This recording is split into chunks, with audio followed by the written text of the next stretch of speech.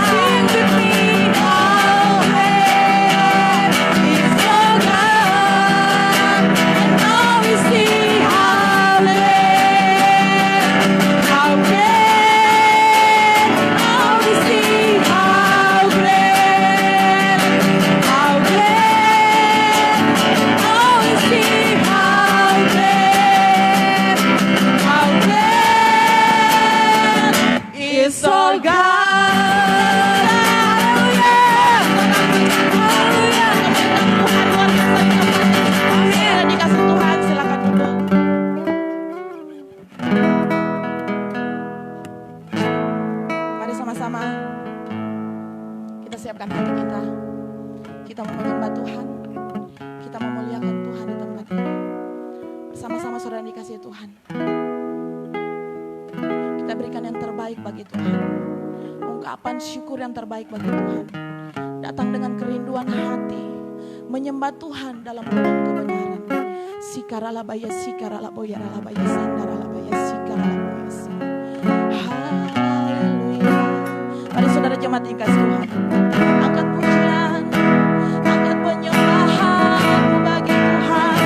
Berikan yang terbaik bagi Tuhan.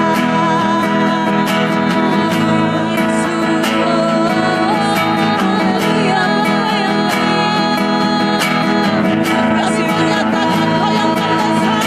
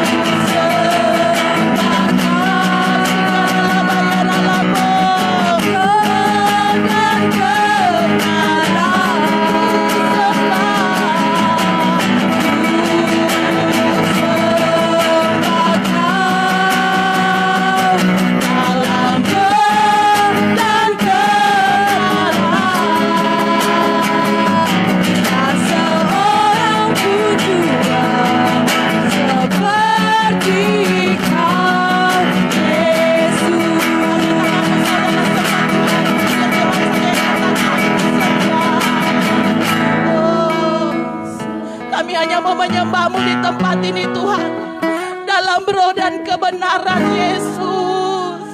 Sikaralabaya ralabaya sandaranamo, ku sembah. Oh Tuhan, ya Yesus, ini pengakuan kami Tuhan, mau menyembah Engkau Tuhan, dalam nama Yesus. karena tiada yang seperti-Mu Tuhan. Amin. Oh, ku sembah Tuhan.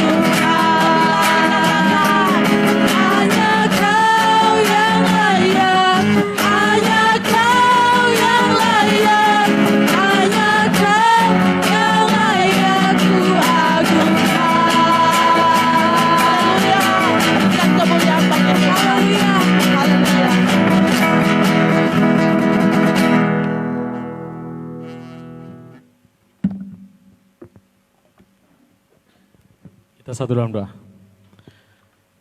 Tuhan, hanya Engkau yang layak untuk kami sembah. Kami mau hormati kekudusan-Mu di tempat ini. Kami mengucap syukur karena kebaikan-Mu atas kehidupan kami, Tuhan. Dan hari ini biarlah firman-Mu itu membangkitkan setiap roh yang mati, setiap roh yang tertidur dibangunkan kembali dalam nama Yesus. Sehingga roh setiap orang yang mendengarkan firman ini, mereka terbakar Tuhan dan mereka tetap semangat dan hidup di dalam realita kerajaan Allah. Terima kasih Tuhan, biar firman-Mu ini dilepaskan atas setiap kami dan kami semua Tuhan diberkati. Terima kasih Bapa, urapi hamba-Mu, urapi setiap kami yang ada di tempat ini, biar hikmat dan pewahyuan dari Allah turun atas kita semua pada sore hari ini. Dalam nama Yesus, haleluya, amin. Oke, jemaat Tuhan silakan duduk. Cek. Oke, shalom. Bagaimana kabarnya hari ini? Tetap sehat? Sehat semua atau tidak nih? Oke, puji Tuhan. Hari ini Tuhan baik dan Tuhan selalu baik dalam kehidupan kita. Firman Tuhan hari ini saya akan membahas mengenai membangunkan roh yang tertidur. Temanya ialah membangunkan roh yang tertidur. Saudara-saudara, salah satu kegiatan yang paling menyenangkan, yang membuat orang merasa sangat nyaman, yaitu tidur. Amin. Ada yang suka tidur sini? Tolong kipasnya kasih menghadap kemari, biar mereka tidak tertidur karena panas. Ternyata kipas di belakang tidak nyala. Oke.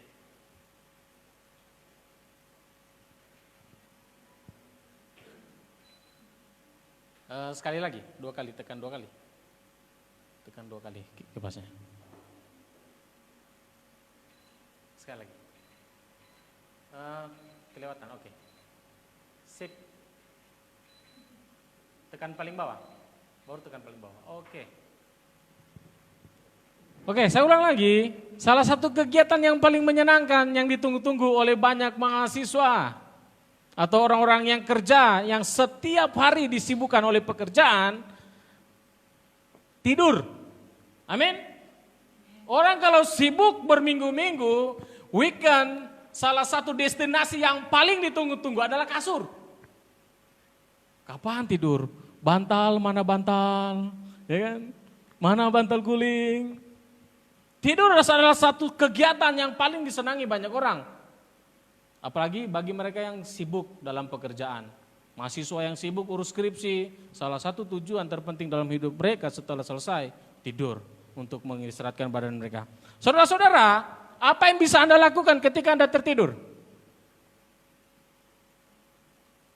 Apa yang seseorang lakukan ketika dia tidur?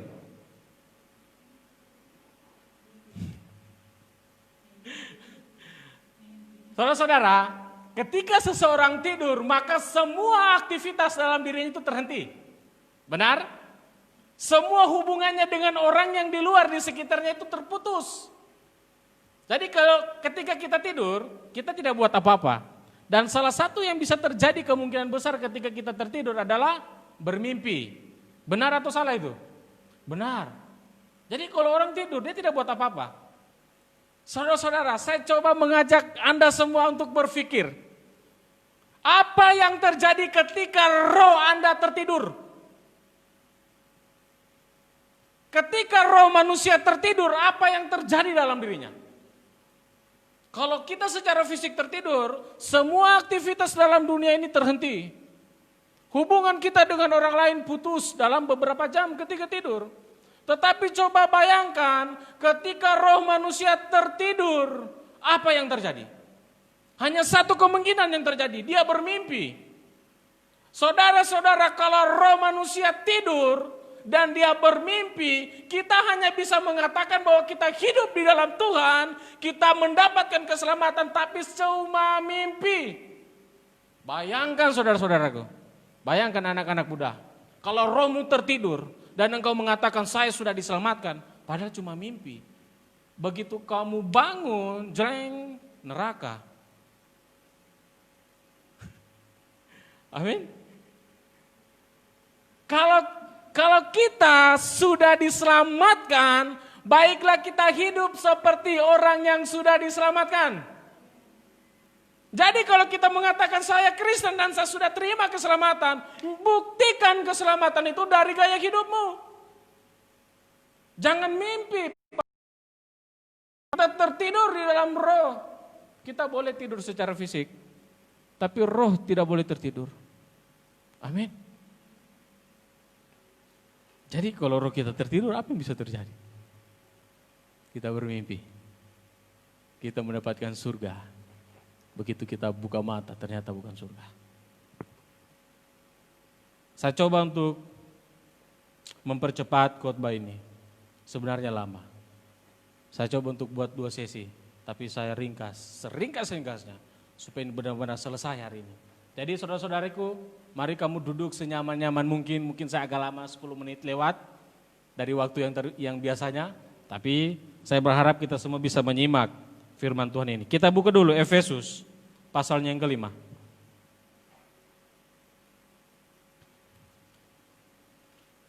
Efesus pasal yang kelima.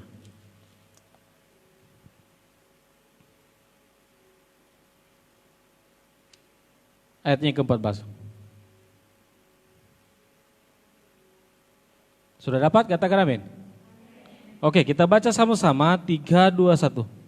Itulah sebabnya dikatakan, bangunlah hai kamu yang tertidur dan bangkitlah dari antara orang mati dan Kristus akan bercahaya atas kamu. Oh, firman Tuhan katakan, hai kamu orang-orang yang tertidur, bangun dan bangkitlah dari antara orang mati. Firman Tuhan katakan kalau roh kita tertidur, kita sama halnya dengan orang yang mati, saudara-saudaraku. Secara fisik kita tetap jalan, melakukan setiap aktivitas kita. Kuliah, kita kerja, kita belajar, kita makan, kita minum, kita tidur. Tapi sesungguhnya roh kita mati. Saudara-saudara, roh yang tertidur melumpuhkan seseorang untuk berfungsi di berbagai bidang kehidupan mereka sehari-hari. Saya ulangi, roh yang tertidur melumpuhkan kita untuk berfungsi sebagaimana mestinya. Kita bisa berfungsi dalam kehidupan kita kerja itu berfungsi, tapi roh kita tidak berfungsi sesuai dengan apa yang Tuhan mau. Roh yang tertidur, seseorang rohnya yang tertidur, dia tidak akan mampu berkomunikasi dengan Allah secara intim. Dia bisa berdoa. Orang rohnya mati, tertidur, dia bisa berdoa, tapi kata-katanya hanya kata-kata hampa dan dia tidak tahu dia ngomong apa. Tidak ada keintiman di situ. Tidak ada hubungan dengan Tuhan. Tidak mampu menyembah Allah. Tidak memiliki kehidupan yang penuh pengabdian kepada Allah. Jadi saudara-saudara, pastikan ketika engkau datang ibadah dimanapun. Mau di tempat kita di Karis, mau dimanapun engkau beribadah, pastikan rohmu tidak tertidur ketika engkau dengar firman. Pastikan engkau tetap terjaga. Amin. Saudara-saudara, rohmu harus dibangun karena roh manusia adalah inti dari segala kehidupan manusia. Jadi roh kita ini inti dari setiap kehidupan kita, saudara-saudaraku. Amsal 20 ayat 27 dikatakan roh manusia adalah pelita tubuh. Roh kita, roh yang berdiam di dalam dirimu, itu adalah pelitanya Tuhan. Adakah seseorang menyalakan pelita dan disembunyikan? Firman Tuhan katakan? Tidak. Pelita itu ditaruh di atas gantang, di atas meja, di atas lemari. Supaya apa? Supaya semua orang bisa lihat cahaya itu. Tuhan bagaimana mau melihat kita kalau roh kita mati? Saudara-saudaraku. Pelita, lilin atau sejenisnya api itu harus terus menyala setiap detik, setiap menit dan setiap waktu. Jadi roh manusia, roh saya dan roh saudara itu harus menyala setiap waktu. Bayangkan, coba bayangkan kalau roh kita mati. Roh kita tertidur. Kita terputus dari koneksi dari surga. Kita terputus koneksi kita dengan Tuhan. Bayangkan saudara-saudaraku, kalau dalam 1 jam kau terputus dengan IndiHome, kau terputus dengan paket data, oh bisa tidak mau gila. Ya kan? Anak-anak yang sudah terbiasa dengan gadget. Gelisah. Aduh, saya mau hubungi temanku ini tidak bisa, ya kan? Bagaimana saya mau Facebook? Bagaimana saya mau WA? Bagaimana saya mau YouTube? Kita terputus koneksi dengan internet, kita stres, apalagi kalau kita terputus dengan koneksi surga. Bisa meronta-ronta kita punya roh ini. Ya. Saudara-saudaraku, roh yang berdiam di dalam dirimu harus terus menyala setiap waktu. Bagaimana caranya? Doa. Salah satu indikator yang menyalakan roh manusia, doa. Seringkali iblis merusak hidup kita, seringkali iblis menggagalkan kita untuk tidak bisa berdoa.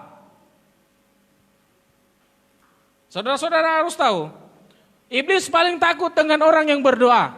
Iblis tidak takut ketika kamu masuk ke gereja. Iblis tidak takut. Silakan kamu ke gereja, tapi jangan bertobat ya. Kamu silakan ke gereja, tapi kalau orang berdoa, kamu jangan berdoa. Silakan kamu ke gereja, tapi ketika kamu dengar firman, kamu tidur. Pernah lihat orang tidur di gereja? Banyak. Karena roh mereka tertidur. Secara roh mereka tidur, secara fisik pun mereka tertidur. Jadi salah satu cara iblis untuk menggagalkan banyak orang untuk berjumpa dengan Tuhan. Dia gagalkan dalam berdoa dengan cara malas dan ngantuk. Saya pernah ada di titik ini. Dulu sebelum saya bertobat, roh saya pun mati. Beberapa tahun kemudian roh saya mulai redup.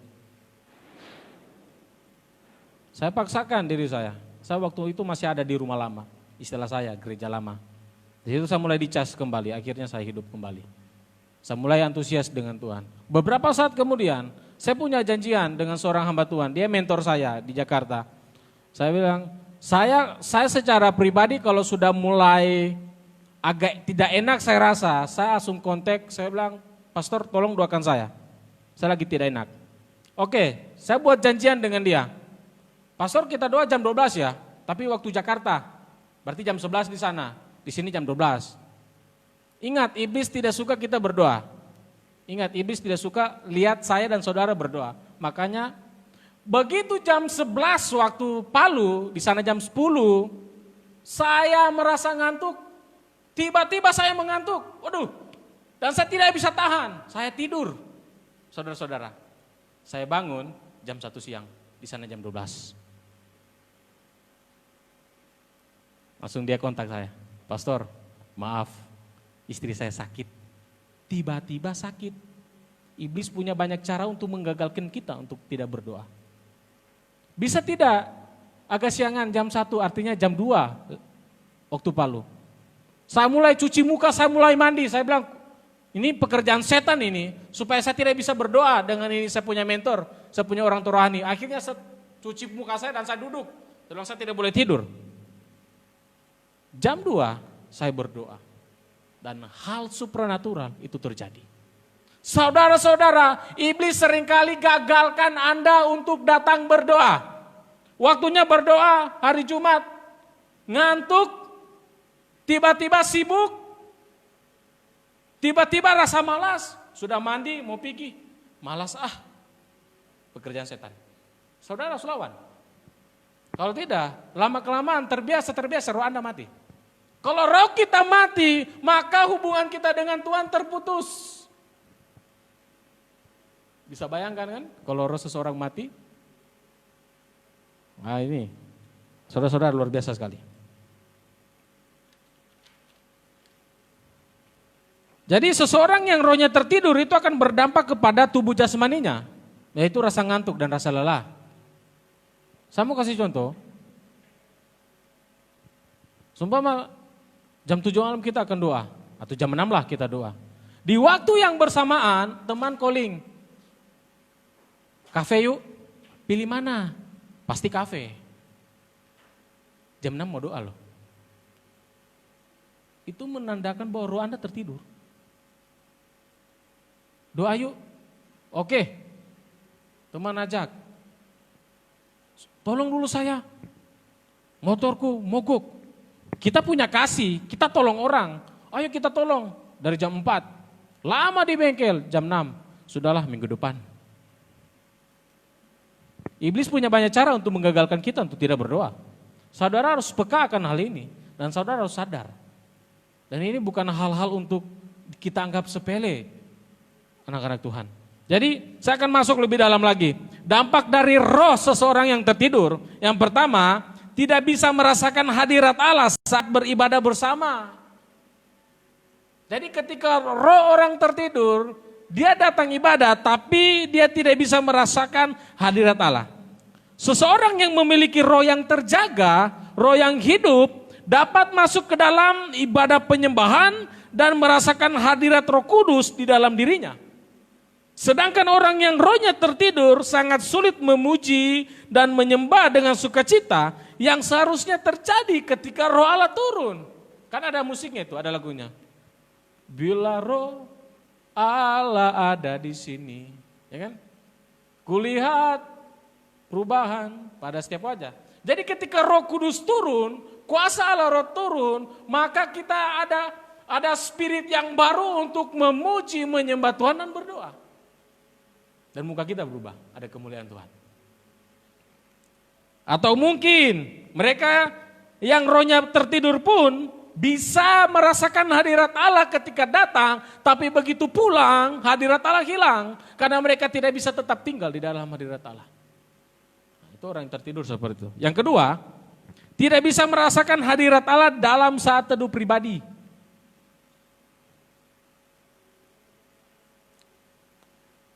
Ada yang saat teduh tiap hari? Hah, 2 orang. Halo, kamu kemana? Ayo, saya ajak kita semua untuk bangun. Tidak ada kata terlambat. Mulai bangun kembali hubungan keintiman dengan Tuhan. Saudara-saudara, di masa muda seperti ini adalah waktu yang terbaik kita menginvestasikan waktu kita untuk Tuhan. Saudara-saudaraku, saya umur 21, saya 21-22 lah saya bertobat.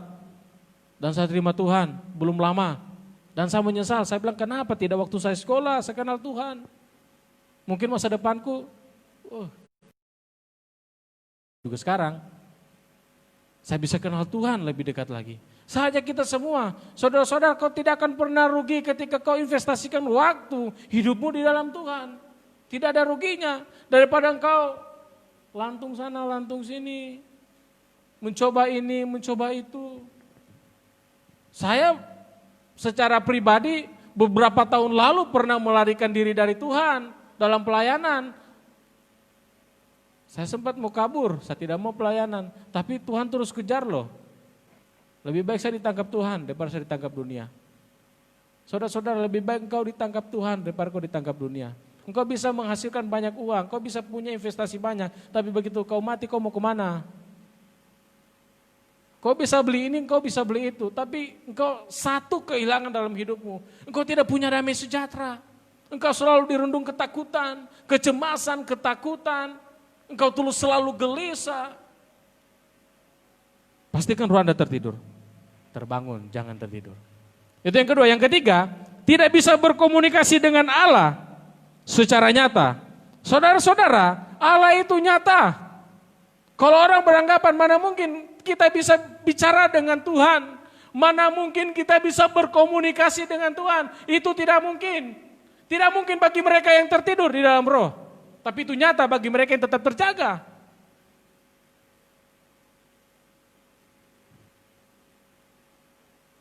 Kita mengatakan Allah itu Bapa kita.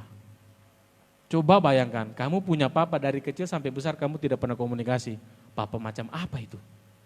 Dan anak macam apa itu? Tidak pernah berkomunikasi dengan Bapa. Bapa jasmani maksud saya. Kamu bisa bayangkan bagaimana pertumbuhan kamu secara fisik ketika kamu tidak bisa berkomunikasi dengan Bapa secara fisik kamu. Banyak kerusakan terjadi. Dan mungkin kita anggap itu bukan Bapa kita. Benar tidak? Ya kan? Kan ada anak-anak seperti itu. Mungkin saya cuma banyak nonton di film itu. Di film-film. Ya kan? Lahiran, papanya pergi, Bang Toib tak pulang-pulang. Kamu kalau sudah married, Bang Toib jangan tidak pulang-pulang. Bang Toib harus pulang. Amin. Sudah 5 kali lebaran, 5 kali puasa, tidak pulang-pulang. Kasihan anaknya Bang Tohib. Tapi saudara, itu cuma contoh di film saja. Kalau kita tidak berkomunikasi dengan Bapa di surga, apa yang bisa terjadi dengan roh kita secara rohani kita? Apa yang bisa terjadi? Pertumbuhan kita tidak sehat. Allah berbicara kepada kita, kepada saya dan saudara itu melalui roh kita. Makanya di Amsal 20 ayat 27 dikatakan roh manusia adalah pelita Allah yang menyelidiki seluruh lubuk hati kita. Tapi bagi mereka yang roh tertidur, mereka tidak bisa mendengar suara Tuhan. Jadi seseorang yang rohnya hidup punya kemampuan di atas rata-rata untuk mendengarkan suara Tuhan. Tuhan berbicara lewat mana? Lewat firman. Mana mungkin Tuhan bisa bicara? Terus yang kita baca tiap hari ini apa? Suara Tuhan loh. Itu pertama, Tuhan berbicara lewat mimpi. Tuhan berbicara lewat penglihatan. Dan kadangkala ada beberapa orang tertentu, mereka bisa mendengar Tuhan lewat telinga mereka dan lewat hati nurani mereka yang sudah dikuduskan. Itu cara Tuhan berkomunikasi melalui roh kita. Dan kamu harus tahu, Allah bisa dan selalu mau berkomunikasi dengan anaknya. Saudara-saudara, seseorang rohnya tertidur akan terus jatuh ke dalam dosa meskipun dia rajin beribadah dan melayani. Jadi itu dampak dari roh seseorang yang tertidur. Saya akan berdoa untuk kamu sebentar supaya kita semua mengalami kebangunan rohani. Supaya setiap roh yang tertidur itu dibangunkan. Anda akan mengalami realita surga. Anda akan mengalami kuasa Tuhan. Bukan hanya hari ini, setiap waktu. Apa yang menyebabkan roh orang tertidur? Yang pertama, hubungan dengan keluarga. Kamu harus tahu, ini berbicara tentang luka batin. Sudah berapa kali saya bahas tentang khotbah-khotbah saya sebelumnya mengenai dampak negatif tentang luka batin. Jadi luka batin juga itu akan mengakibatkan hal yang buruk, yaitu roh seseorang tertidur. Dalam keluarga, ingat luka batin selalu didapatkan dalam keluarga.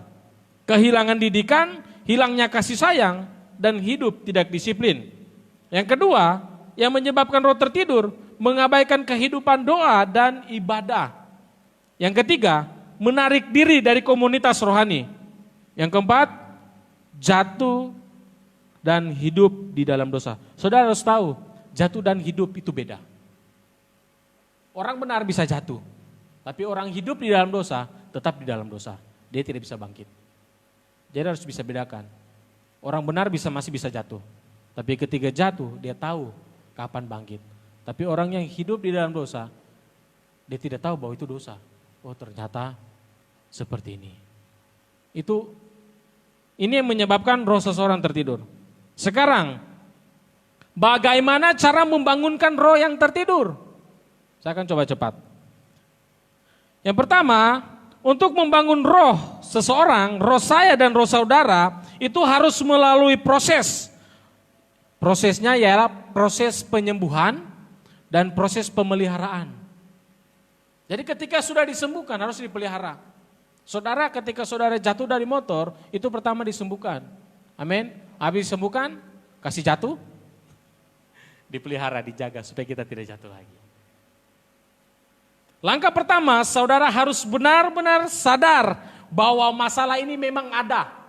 Dan ini nyata. Saudara harus sadar bahwa ternyata, oh rohku ini tertidur dan. Kalau sudah terbangun rohmu, harus terus dibangkitkan lagi. Terus dikasih menyala. Langkah kedua yang harus saudara lakukan adalah bersikap terbuka dan membagi pengalaman hidup. Tapi saya sarankan, ketika saudara mau berbagi hidup, saya sarankan saudara ke pendeta dan lebih bagus kepada seorang pendoa. Karena seringkali kita cerita dengan pendeta, solusi tidak ada. Cuma dia dengar, tapi dia tidak berbuat apa-apa. Kamu kalau mau sembuh dari segala sesuatu, cari pendoa. Yang memang benar-benar ada hidup di dalam doa setiap waktu. Pelayanan doa itu dapat membebaskan orang-orang yang terluka, pahit hati, dan mencegah pola-pola trauma yang dapat melukai kembali dan membuat roh sakit. Jadi pelayanan doa itu jangan pernah saudara, oh apa juga cuma doa. Doa dapat menyembuhkan kita loh dari luka batin. Doa dapat menyembuhkan kita dari setiap rasa trauma.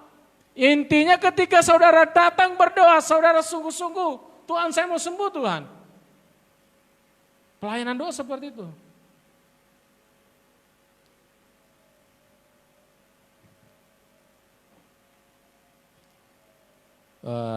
Manusia itu terdiri dari 3 bagian. Roh, jiwa, dan tubuh. Tergantung mana yang kita kasih makan tiap hari. Saya mau kasih contoh ini. Si Tina, maju ke sini. Tina dengan itu dia yang paling. Ayo maju, berdua. Dengan Ayub saja. Ayo bertiga maju ke depan. Saya kasih contoh mengenai tubuh, jiwa, dan roh. Ayo silakan anak-anak maju.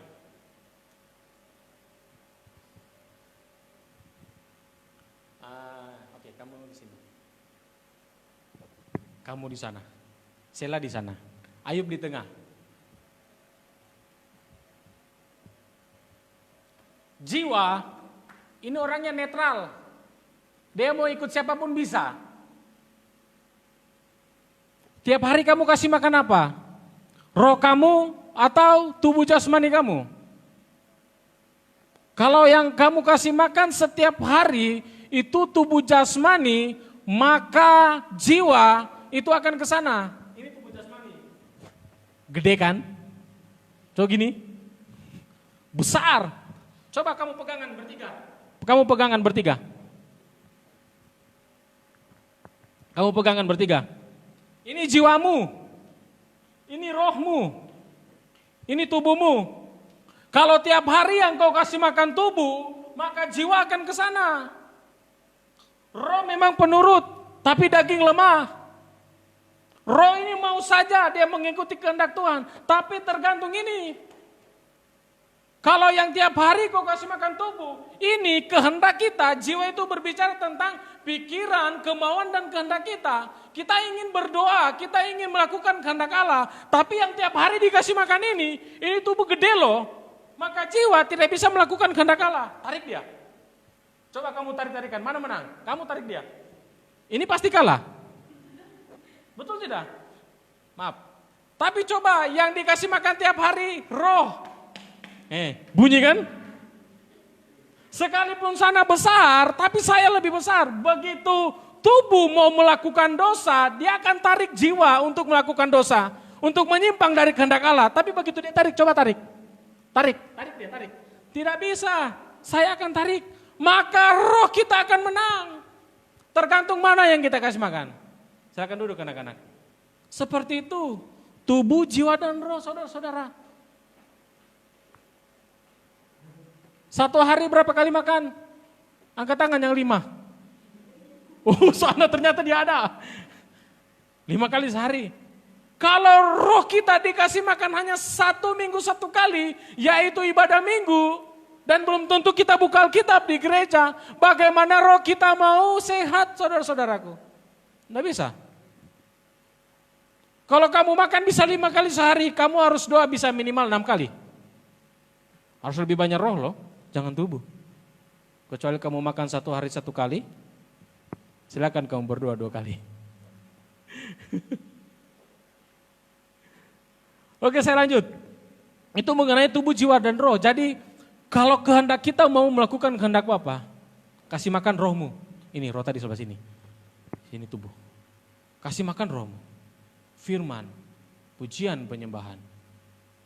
Engkau ada di komunitas rohani. Saya akan coba cepat.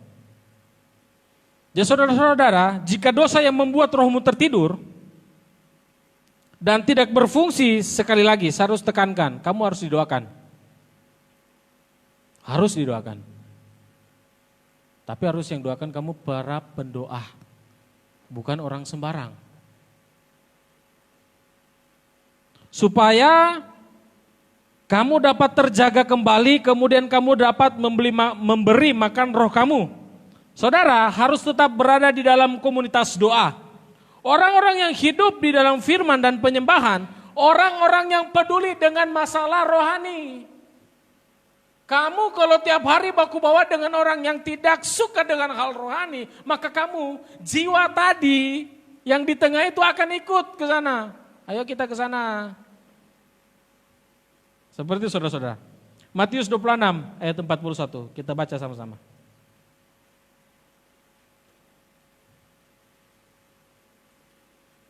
Matius 26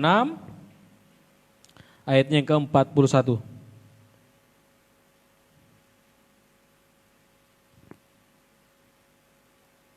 Kita baca sama-sama Matius 26 ayatnya ke-41. 3, 2, 1. Berjaga-jagalah dan berdoalah supaya kamu jangan jatuh ke dalam roh memang. Kamu harus berjaga di dalam doa. Saya lalu sempat kaget. Wah, luar biasa. Ketika saya tidur, istri saya sementara tidur dia berdoa. Dia tutup mata itu sekitar jam 2, jam 3 dan saya bangun, istri saya tetap berdoa dalam keadaan tidur. Setelah dia bangun dan dia cerita, dia sedang berjaga-jaga di dalam doa. Saudara-saudara, ketika fisik kita tidur, roh kita tidak boleh tidur. Di mana rohmu tidur, maka pencobaan akan datang dan saudara akan jatuh di situ. Berjaga-jagalah dan berdoa. Hampir habis. Jika roh seseorang tertidur, tadi dia tertidur karena luka, terus yang kedua dia tertidur karena jatuh di dalam dosa. Kalau orang tertidur rohnya dan karena terluka, saya sarankan dia harus konseling dan doa. Penyembuhan luka batin. Istilahnya orang-orang sekarang doa pelepasan. Dan yang kedua, kalau dia jatuh, dia sudah disembuhkan dari luka batin, tapi rohnya tertidur kembali karena dia jatuh di dalam dosa, mau dosa yang sama, mau dosa yang berbeda, jangan kamu mundur. Sekali lagi, mari saya sarankan datang untuk didoakan. Itu akan membuat kamu tetap terjaga.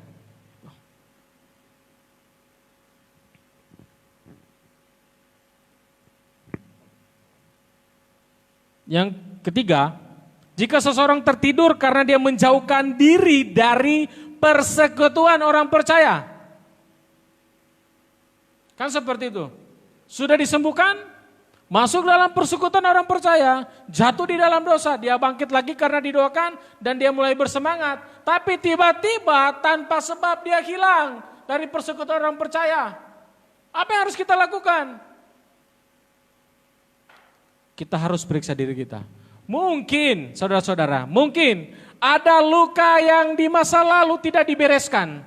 Ada dosa yang masih disembunyikan dan tidak diselesaikan. Seringkali kasus-kasus seperti ini banyak saya temui. Tiba-tiba dikatakan, biarlah rohmu menyala-nyala dan layani Tuhan. Ketika engkau spiritmu sudah terbakar, engkau harus melayani Tuhan. Di saat engkau tidak melayani Tuhan, engkau akan drop kembali. Karena firman Tuhan katakan kalau rohmu sudah terbakar, kamu harus melayani Tuhan. Kalau tidak, nanti drop.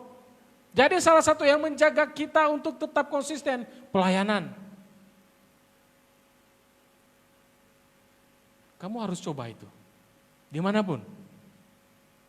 Di sini, puji Tuhan, kamu ada rumah yang lain, pelayanan, puji Tuhan, harus melayani.